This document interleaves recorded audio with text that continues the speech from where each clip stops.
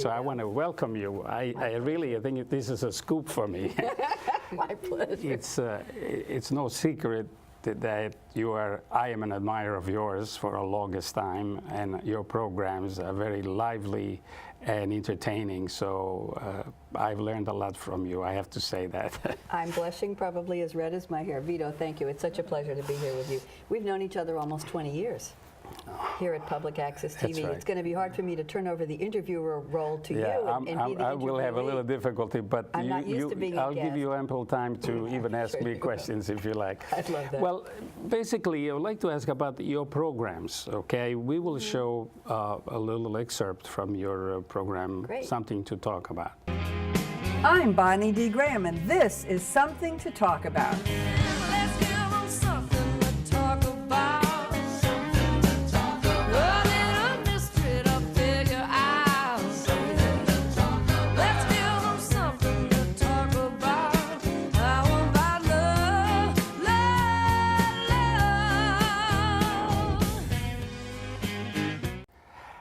I would like to ask you a question. Why did you choose Something to Talk About? Something to Talk About, it gives an impression, but the song you have after it gives another impression. Let's give them something to talk about. Bonnie Raitt, that's so right. that is a very feminine kind of issue, but tell me a little, how did it come about? Well, Vito, let me dial back a little bit. When I started at Public Access here, quite by accident, I was curious. I had some extra time, quote unquote.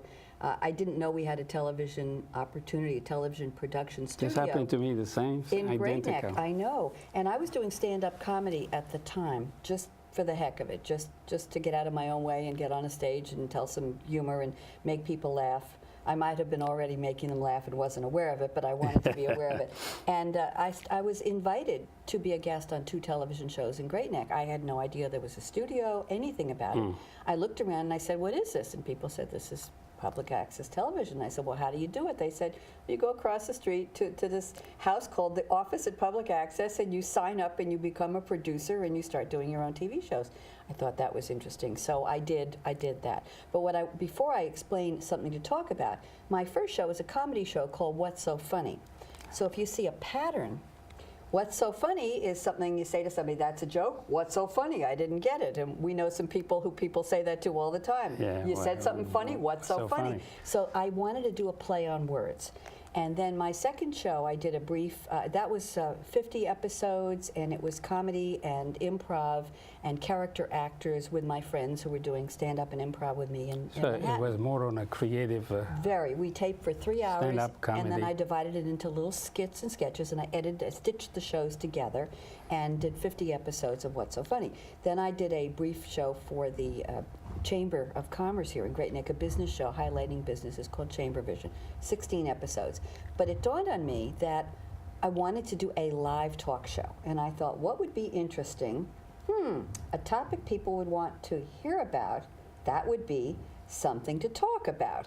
And at that time, Bonnie Raitt, around that time, had come out with her hit single, Let's Give 'Em Something to Talk About. I know it's about a love affair, about people falling in love, but it just seemed generically to be a great title for a show about something or somebody or someone or somewhere to talk about. To me, psychologically, it also meant, especially the song, is that you want to, in a sense, come out and say, it don't matter if people criticize, I'll go do whatever I have to do it. But that's the essence of what we do at Public Access, Vito. You know that and I know that, is we are not trained professionals. We're not journalism experts. We're people with a passion for talking about... To me, you are a personality. You are a TV personality. I don't think Well, you are too. many people, even on commercial TV, have lasted so long as you have. Oh, So you're you have been flattering me. successful. Thank you. Well, and then I wanted to add one yeah. thing. That was in What's So Funny was in 1995. 96 was a couple of months of Chamber Vision for the Chamber of Commerce. Then Something to Talk About debuted in, I think it was November 1997, with a live show, which was very exciting to me, and I still do it live, about gun control.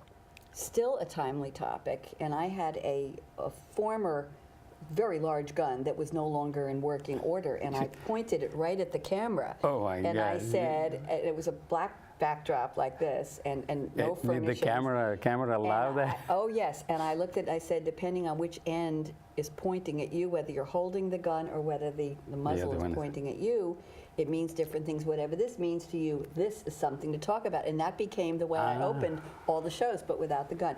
Then in 2000, it dawned on me that there was a senior population that might not be as interested in the shows I had already Okay, we'll done. talk about it in a little while. Okay, I'll get to that. I'm sure the TV viewers are already familiar with your program, especially we are going to show also some excerpts. But what is it about? I mean, I know, for example, I remember once you had a telethon. Oh, Live yes, telethon. I That was a- a big thing. And to me, it was out of the world for me because I was new in, and I couldn't believe that we could actually, at a small TV station as we were then, Yes. we could put such a big Well, that was program. in 1998. It's nice of you to remember. And that was done for the Great Neck Community Fund. And I volunteered to be the producer or co-producer. And that was a 3-hour live on-stage extravaganza done at Great Neck North High School. And we used the mobile van, production van from Cablevision. It wasn't done here. It was done through Cablevision. And it was very successful. It was a fundraiser. And it was very exciting. I had a friend who is still with us, very almost famous, but one of the best songwriters from the American Songbook. Irvin Drake was a friend of mine. He has written and composed Quando, Quando, Quando, A Room Without Windows, I remember Good Morning, that. I Heartache, remember that. the score from That What interview. Makes Sammy Run. Irvin is still Well, with it shows us. how flexible you are with the Well, programming. you need resources. So I Yeah. asked Irvin to write a song for the community fund, for the telethon. And he got 16 young people voices from Five Towns Community College to become a chorus and sing the song. And we enticed acts, performing art acts from all over Great Neck.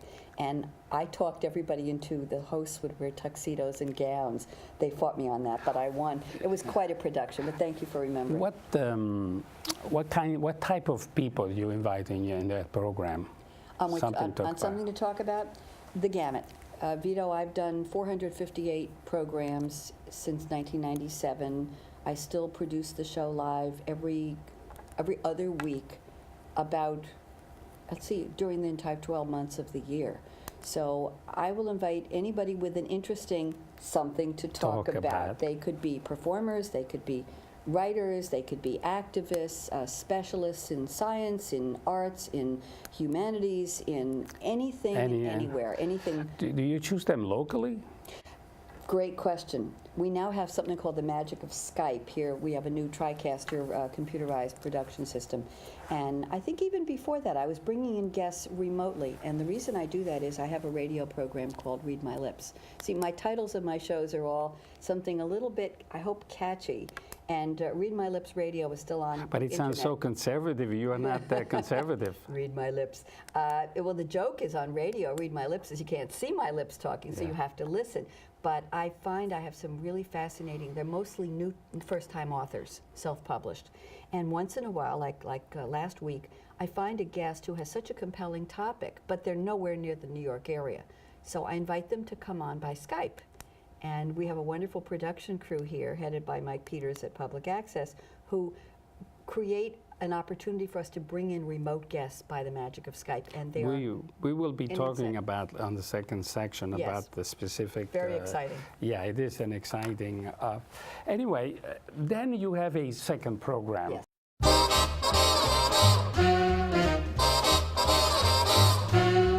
From this moment on, you for me, dear, only 2:14, dear. From this moment on. currently. I feel attached to that program because, you know, not many people like to talk about the elderly or people who are basically almost out of the society in a sense. And I think you brought people back to that. And I think to me it's very exciting, but also very, I'm really moved by the fact that you, as a sponsor or not a Co-host. co-anchor, basically you invite your own mother.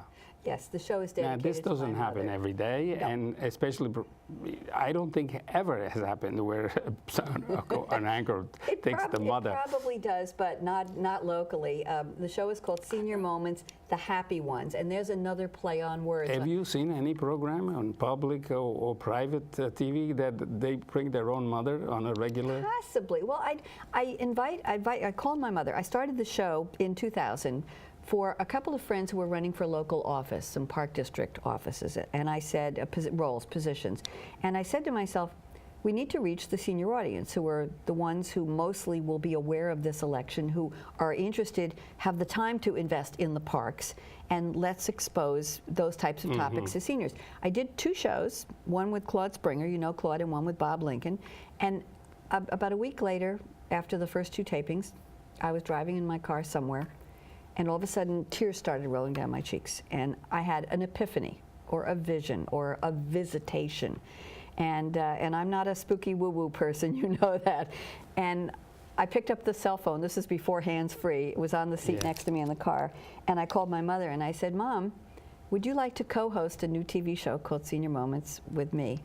Because I realized it's not about reaching a senior audience. It's about honoring seniors, and you are the senior who inspires me the most. And my mother said, okay. Really? And let's see, that was, Mom's going to be 98 in February 2015, so she's almost there. We're now December 2014. So that was, what, 15 years ago? So she was, oh my goodness, she was She's still going. Oh, still going. She was in her early 80s. But I think the relationship with you and your mother is special, and it comes lovely. through the Thank TV, you. and I believe this is a unique. It's very special. It moves me. It's just the fact that maybe because I don't have a mother anymore, so, but I think it's something very special that goes between you and her. And I think at this age to do that is really unique. Ruth is dynamic. She's very smart. She's beautiful. She takes great care of herself, and she delights in coming to the studio. And I have the host desk, and she's in the first chair next to me, and we always do a little repartee. People have said to me, Bonnie, do you rehearse lines with your mother before? No, I'll say, welcome to Senior Moments, the Happy Ones. I'm Bonnie D. Graham. And then it's Mom's turn, and she'll say, I'm Ruth Dalgo, Bonnie's mom. Or she'll say, I'm Ruth B. Dalgo. And I said, what does a B stand for? And she'll say, Bettina. I said, I thought your name was Betty. And she says, well, I decided to do a fluffy name. It'll be Bettina this week. And we play. By the way, Bettina was one of my first girlfriends. I must have been 3 years old. That's funny. So that's we play a little bit, and then we introduce our guests. And Mom is the charmer. She speaks with the guests in the green room. Well, not before. long ago, I think you honored me and my wife. You and to be Carolyn, part beautiful of, Carolyn. Yes, it was our pleasure. I hope you felt that. Oh, it was It was wonderful. worth it. Wonderful. Long overdue that I interview you, and guess what? Here I am, Vito Di Simone. Woo! Well, you inspired this program also, Thank you. this interview. Thank you. Now that we leave your program, I would like to talk about, because I know you know a lot, about the recent success that public access has had. Mm-hmm. I mean, we remember 15 years ago when he was in another office, in another studio, and the limitations. But today, it seems it's flourishing to a point where I fell behind all the time. It goes too fast. Don't you feel the same thing, or? I know you practice the studio much more free, more Yeah, I'm frequently here than every I 2 do. weeks on a regular basis throughout the year. Vito, I think people are becoming aware that we are legitimate, that we have production values. We may not be NBC, ABC, CBS, CNN, or HBO, but we aspire to quality programming that will make the viewers happy, or help them learn something, or inspire them, make them laugh, make them cry, make them say, oh, I didn't know that, or wow, I'm going to try this or try that. Whatever it is, we're legitimate. And I think it's taken years to get away from a bad rep. Mm-hmm. Public access around is all over the country. Some recognition and credit should go to Shirley Bruno, the Our executive executive director, who has absolutely. been here for such a long time, and yet Over 30 years. she's always up to it. And I think the professionality that she has shown, and also the atmosphere here is a pleasant one. I find it personally very pleasant and I'm very always welcoming. excited. Always excited to come here with my crew. It's not a stiffy place where it's very professional. They are very friendly and welcoming. And Well, what's also friendly and welcoming, Vito, is that our crew, our staff, so to speak, our crew are all volunteers. That's what makes it special to me. We're here because we want to be here. We weren't hired by someone. Nobody is paying us. Nobody's going to say, Vito, I don't like that question. We're going to edit that out of your show. You own the show. You put the show together. Same with me. That is a condition that the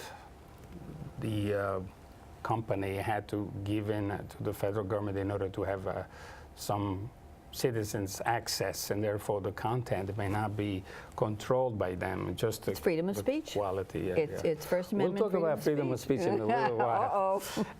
Well, the thing is, you know, this public access TV, the way I just read or listened to a program by Shirley that it tells about the programs and the hours that they have here. They have over 200 programs. And so what's it, 6,000 hours of programming. That's quite an extensive. Well, what's wonderful about that, Vito, is it's not all locally produced. It's produced by people in other access centers, or people can produce programs in their basements, their garages, a local park. You've gone and done remote interviews. So Access TV is of the people, by the people, for the people, to repeat a phrase. So people produce shows and send them to us, and we fit them into our programming schedule. I'm talking about specifically the programs that are generated here. For example, the World War II project. The veterans. They even won some recognition. Yes, they won an Emmy. And interesting, I have to mention to you that on Senior Moments, when the movie World War II came out well over 5 years ago, Ruth and I interviewed 3 local World War II veterans, very elderly, and I don't know if that inspired the series, The Veterans Project, but we had the idea to say to them, what did you think, how do you feel about this movie coming out now? And it was fascinating speaking to these gentlemen. What do you think about the latest thing? I just found out recently about the North Shore News. Oh, North Shore News has been on for a while. Yes, that's mostly hosted by young people. Ben Ratner, who used to direct for me, a very, very talented, actually brilliant TV production kind of guy, just freshly out of college, works on it. Stephanie Savage at Public Access. It requires a lot of organization to do that. Organization, they have a newscaster, they have, somebody has to edit, just like any news channel, whether it's 1010 Wins or any news channel, they have to find the articles, edit them, make them into a reproducible form where somebody can actually read a headline and embellish it or add to it. And it's done very professionally. It's a good show.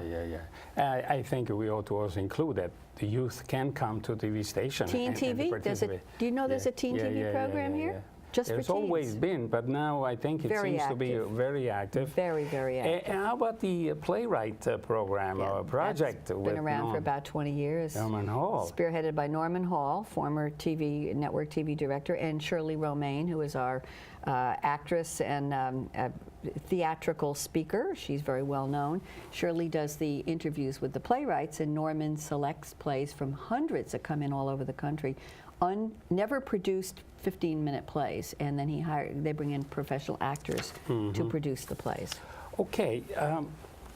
Of course, we have our own programs. We have not included. For example, there's the Grace Grella. Grace Grella. Which has been a long time, and she has a very interacting people that call to her. Yeah, it's an interactive call-in show. Yeah, it's amazing that there is an interaction, even though TV usually people don't have interaction programs. Grace but designed I think she's it that successful. way. Grace is charming, and she's smart, and she's beautiful, and Grace also is part of the staff here at Public Access. She's one of us.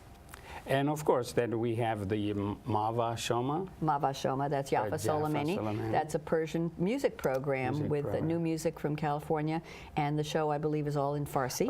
One of my program also sometimes has an Italian, so we have foreign languages, which I think it's very welcoming. And then, of course, we have your programs. Something to talk about in Senior Moments, the happy ones, yes. And my program, which has been enduring the last couple of, maybe 10 years or more. I think it's more, Vito. When did you start Italian American Writers? Yeah, maybe 15 years ago. Let's give But I started it once a month, having one, because I was a challenge for the office. They say, when I applied, they says, who are you going to interview? You know, and they're now Italian-American writers. And since then, now I'm to a point where I could do one every day, but obviously time is Why not? there. Well, you need time to dedicate. You have to be serious, and so therefore, their, you know, age also is beginning to affect No, I don't think so, Vito. performances. You look just the way you did when we met almost 20 years ago. Really, You really. do, you do. If I like to change now, talk about the future of TV. Just getting away from the TV here. Obviously here, PA, public access, the way I see it, I don't know if it has any limit in the next 10, 15 years. It seems it's growing, and so it will be successful. How do you see it? What future do you have for it? I see the future democratizing TV, which it's already been doing, meaning anybody can have an idea and come in and hopefully get volunteers to help produce. These are not paid production positions. Come in and bring a crew and find a way, I'll use the word elegant advisedly, an elegant way to, or with dignity, to produce some kind of an idea. I think that it's opened up. The only hurdle to expanding our local programming is people come in and say, oh, that's a lot of work. Well, yes, it is, but if you're dedicated. More dedication. But as far as the future of TV goes, Vito, I started a Vimeo, Vimeo.com channel. It's a free website similar to YouTube, but you get to upload larger files, so you're not limited to just 5 or 10 minutes. I can put 2 30-minute shows on every week on a free channel, and I've been doing that for the past almost 200 shows for both Senior Moments and Something to Talk About. So internet access means on demand. But the TV, That's the what's the future. future?